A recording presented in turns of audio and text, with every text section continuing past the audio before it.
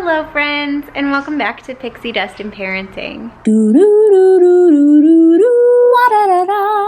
So I was approached and asked if I wanted to join this big quarantine crafters circle, and I very eagerly said yes, because I've actually had this project sitting in my craft room since the fall, and I was like, what better time than now? It is a Jack Skellington pumpkin, and I've been wanting to do this for a long time, and I'm going to show you how you can make it a year-round decoration. If you're new here, thank you so much for stopping by. My name is Allison. We are a two-mom family. We have two little girls. I do a whole lot of parenting and Disney tips on this channel, but I also love the Dollar Tree. I love doing DIYs, so I'm super excited to be sharing this one with you. Please, please, please consider subscribing. I would love to see you back here. If you are one of my current subscribers, make sure to hit that notification bell so that you always know when I'm uploading new content. And let's get started on this Jack Skellington pumpkin. So today we will be making this gorgeous, sparkly Jack Skellington pumpkin. I am so excited to share this with you. So let's hop into the materials. So you will see some materials in here that I did not end up using. I will list everything on the side of what I actually ended up using. I did use the black chalkboard paint, the pencil, the tiny paintbrush, the sponge brush, the sparkles, that plate, the pumpkin. I did draw my own Jack Skellington. I just looked up a picture online. I know you can print one out. That would have been easier, but I decided to do that instead. And then you'll see some letters there. I didn't end up using the letters.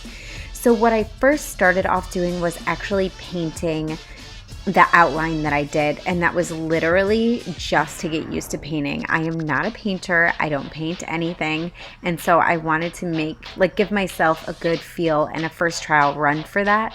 So that's why you'll see me painting this picture, and I do not use this picture at all other than a reference to redraw it onto the pumpkin. Yes, you shall. When it hits you, yes. When it hits you, yes, yes, yes, yes, you shall.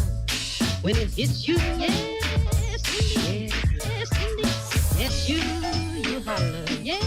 1, 2, 3, do it.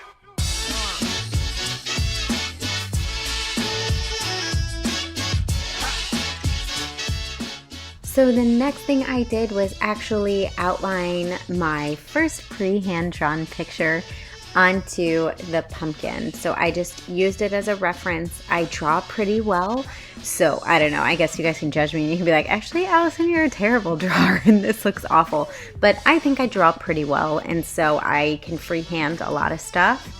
And so I freehanded, is that a word? Freehanded? I don't know. I freehanded the drawing onto the pumpkin. So I had already pre-drawn it onto a piece of paper and used that as kind of a larger reference, because I drew the first one from my phone to a piece of paper and then from the piece of paper to the pumpkin. So I just kind of enlarged it to make it the size that I knew I wanted it to be. And then I only used a pencil because I didn't want any lines, and then I painted it with chalkboard paint. And I started with the inside. I'm sorry, you guys. I think I'm really good at this stuff, and then you see me, and I was like, oh, I'm not in frame at all, so my apologies. But I did use the sponge brush to do the bigger parts, and I used the little paintbrush to do the smaller parts and the outlining, and just to make it more exact. What I did like about this little paintbrush though was it made it kind of bristly, so it gave like a really Jack Skellington feel. And I did put sparkles on before it dried, and it worked out perfectly. There was a little bit of trial and error. You'll see that I had some trial and error with this situation, but yes, I did put sparkles onto the paint before it dried.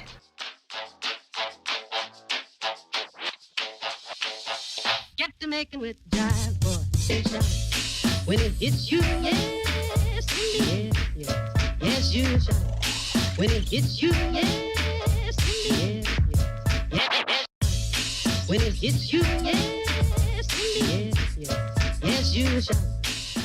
So I'm going to talk about my trial and error. I initially tried to knock off this excess glitter with another sponge brush, and I stopped that pretty quickly when I started to smear some of the paint.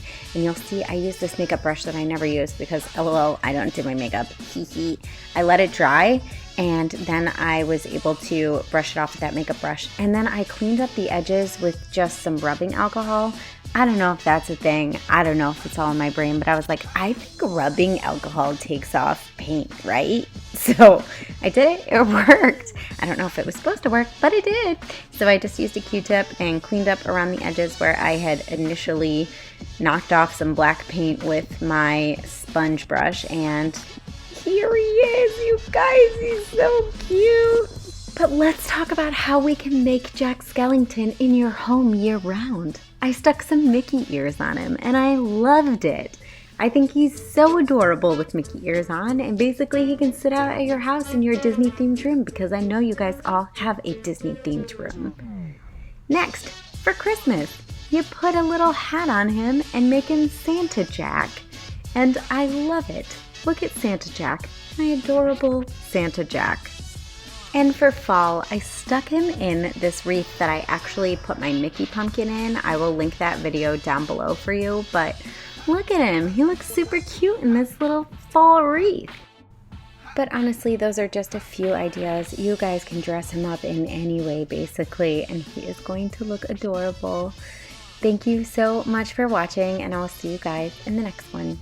Bye.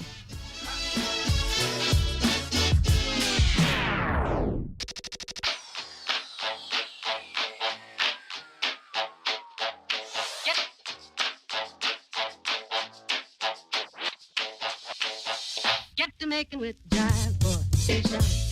When it hits you, yeah.